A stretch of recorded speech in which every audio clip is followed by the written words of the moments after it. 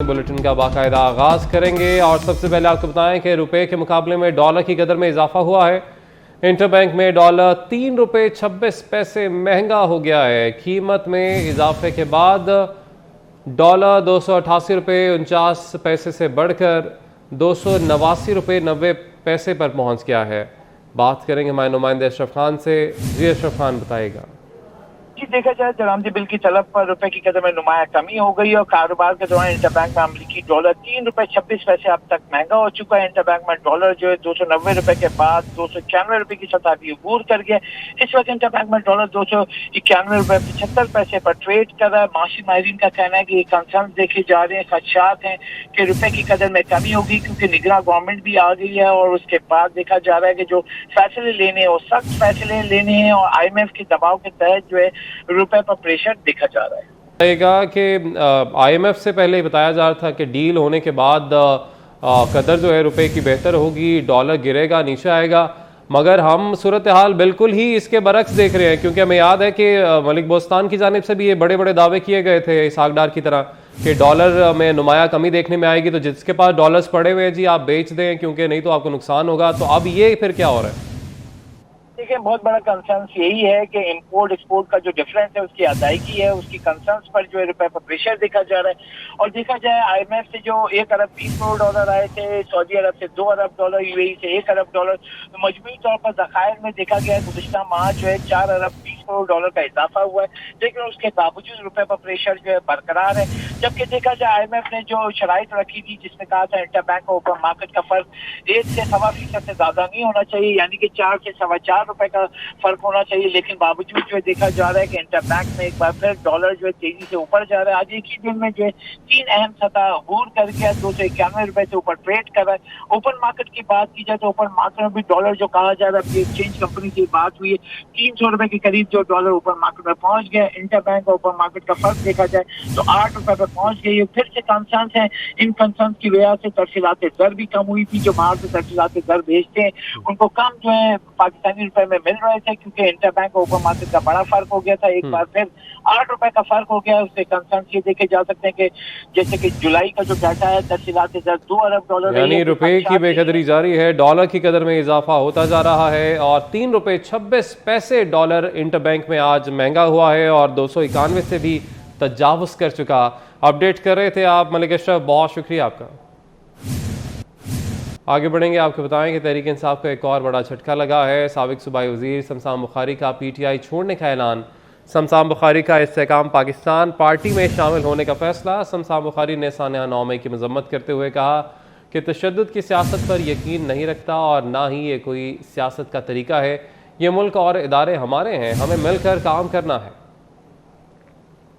मैं हर मुहिब्बे वतन पाकिस्तानी की तरह 9 मई के वाकयात की पुरजोर मजम्मत करता हूँ।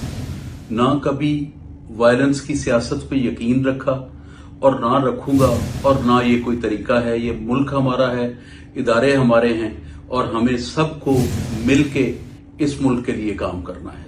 और आज के दिन के बाद मैं अपना PTI से लाताल्लुकी का इजहार करता हूँ और PTI को छोड़ता हूँ। वस्सलाम। तहरीक इंसाफ को एक और झटका लगा है। साबिक सूबाई वजीर शमशान बुखारी का PTI छोड़ने का ऐलान। शमशान बुखारी का इस्तेहकाम पाकिस्तान पार्टी में शामिल होने का फैसला। शमशान बुखारी ने सानिया 9 मई की मजम्मत करते हुए कहा कि तशद्दुद की सियासत पर यकीन नहीं रखता और ना ही ये कोई सियासत का तरीका है।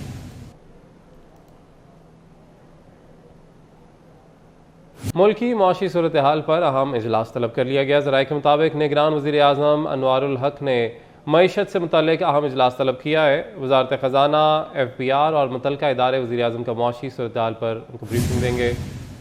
IMF प्रोग्राम और आइंदा की हिकमत अमली पर भी गौर किया जाएगा। बात करेंगे हमारे नुमाइंदे अवैस यानी से। जी अवैस बताएगा। वज़ीर आज़म अनवारुल हक ने जो है ये इकॉनमी में पहली मीटिंग बुलाई है जिसमें IMF प्रोग्राम और आइंदा की हिकमत अमली पर गौर किया जाएगा। वज़ारत ख़ज़ाना के हुकाम वज़ीर आज़म का IMF के जारी प्रोग्राम से मुतालिक ब्रीफिंग देंगे। मुल्क की मईशत से मुतालिक मजमूई सूरत हाल का जायजा लिया जाएगा। वज़ारत ख़ज़ाना, FBR मुतल्लिक़ा इदारे जो है वज़ीर आज़म को माशी सूरत हाल पर ब्रीफिंग देंगे और आज के पेट्रोल प्राइसेस की तब्दीली का भी मामला जो है वो भी उनके सामने रखा जाए। बहुत शुक्रिया, आपने अपडेट किया। सिंध की निगरान काबीना के लिए मुशावरत जारी है। एमक्यूएम ने सिंध काबीना के लिए शोएब सिद्दीकी, यूनुस दागा, फजलुल्लाह कुरैशी के नाम पेश कर दिए। पीपल्स पार्टी की जानिब से मुमताज शाह, सदीक मेमन, मुश्ताक मेहर, अहमद शाह, निसार मुराई और मुबीन जमानी के नाम पेश किए गए हैं। ज़राए के मुताबिक कल तक निगरान सिंध काबीना के नामों को हतमी शक्ल दी जाएगी। बात करेंगे हमारे नुमाइंदे आजिज जमाली से। जी आजिज, बताएगा। जी देखिए, सिंध में निगरान वजीर आला का मरहला मुकम्मल होने के बाद अब सिंध की निगरान काबीना पे मुशावरत हो रही है। हमारे ज़राए के मुताबिक 10 रुकनी निगरान काबीना इब्तदाई तौर पे लाई जा रही है, जिसमें मुख्तलिफ नामों पर गौर किया जा रहा है। सिंध में 2 बड़े स्टेक होल्डर्स हैं, पाकिस्तान पीपल्स पार्टी और एमक्यूएम। नाम पेश किए गए हैं। पीपल्स पार्टी की जानिब से जो नाम दिए गए हैं उनमें मुमताज शाह है, सिद्दीक मेमन है, निसार मुराई है, मुबीन जुमानी है और इस तरह के दीगर नाम हैं। जबकि एमक्यूएम की तरफ से शोएब सिद्दीकी, यूनुस दागा, फजलुल्लाह कुरैशी के नाम दिए गए हैं। कुछ मजीद नामों पे भी मुशावरत हो रही है जिनको हतमी शक्ल दी जा रही है। इम्कान यह है कि कल तक ये तमाम नामों को हतमी शक्ल दी जाएगी, चूँकि कल निगरान वजीर आला की तकरीब हलफबरदारी गवर्नर हाउस में होगी। इम्कान है कि कल ही निगरान काबीना भी हलफ ले ले। जी ठीक है, बहुत शुक्रिया, आपने अपडेट किया। सुप्रीम कोर्ट में इलेक्शन कमीशन की सिंध में सूबाई हल्का बंदियों के खिलाफ दरख्वास्तों पर समाअत हुई। अदालत ने हल्का बंदियों से मुतल्लिक मामला वापस इलेक्शन कमीशन को भिजवा दिया। चीफ जस्टिस अमृता बंदयाल ने कहा है कि हल्का बंदियाँ अवामी मफाद का मामला है। सुप्रीम कोर्ट में मुतादिद बार हल्का बंदियों का मामला आ चुका है। हल्का बंदियों में तब्दीलियों से वोट मुतासर होते हैं। इलेक्शन कमीशन हल्का बंदियाँ शफाफ तरीक़ाकार से करे। सिंध में हल्का बंदियों पर हसासियत ज़्यादा है। सिंध से अक्सर ये गिला किया जाता है कि हल्का बंदियाँ दुरुस्त नहीं हुई। अपडेट कर रहे हैं आपको। सुप्रीम कोर्ट में इलेक्शन कमीशन की सिंध में सूबाई हल्का बंदियों के खिलाफ दरख्वास्तों पर समाअत हुई। अदालत ने हल्का बंदियों से मुतल्लिक मामला वापस इलेक्शन कमीशन को भिजवा दिया।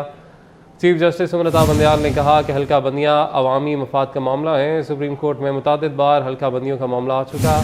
हल्का बंदियों में तब्दीलियों से वोट मुतासर होते हैं। इलेक्शन कमीशन हल्का बंदियाँ शफाफ तरीक़ाकार से करे। सिंध में हल्का बंदियों पर हसासियत ज़्यादा है। सिंध से अक्सर ये गिला किया जाता है कि हल्का बंदियाँ दुरुस्त नहीं हुई।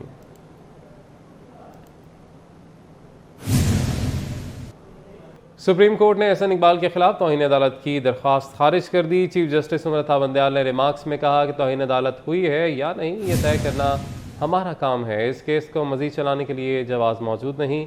चीफ जस्टिस पाकिस्तान ने दरख्वास्त गुजार से मुकालमा करते हुए कहा कि अदालत के सामने तकरीर ना कीजिए। दरख्वास्त गुजार महमूद नकवी ने कहा कि मेरा मुद्दा ये है कि कोई भी आईन और कानून से वालातर नहीं है। चीफ जस्टिस ने कहा कि एहसन इकबाल ने जज्बाती तकरीर में कह दिया था कि उनकी इज्जत भी किसी जज या जर्नैल के बराबर है। नहीं समझते कि कुछ ऐसा कहा गया जिसको तौहीन अदालत के तौर पर देखा जाए।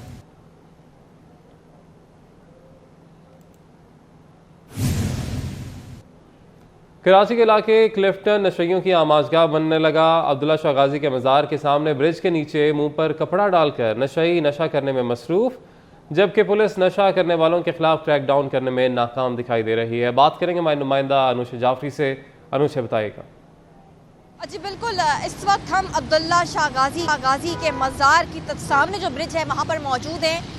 ज़िला साउथ क्लिफ्टन का इलाका पोस्ट इलाका कहलाता है और यहाँ पर भी जो है वो जो मंशियात के आदी अफराद हैं उन्होंने डेरा जमाना शुरू कर दिया है। मेरे कैमरामैन हसनैन जाफरी अब आगे चल के आपको दिखाएंगे कि बाकायदा तौर पर जो है वो ये ब्रिज अब्दुल्ला शाह गाजी का मज़ार है जहाँ पर कई लोग आते हैं और सामने ही इसके ब्रिज है और यहाँ ब्रिज के पीछे ऊपर नीचे ही जो है ना वो चादरें डालकर जो है वो मंशियात के आदी अफराद जो है वो बाकायदा तौर पर नशा जो है वो कर रहे हैं। ये मेरे कैमरामैन आपको जूम करके दिखाएंगे।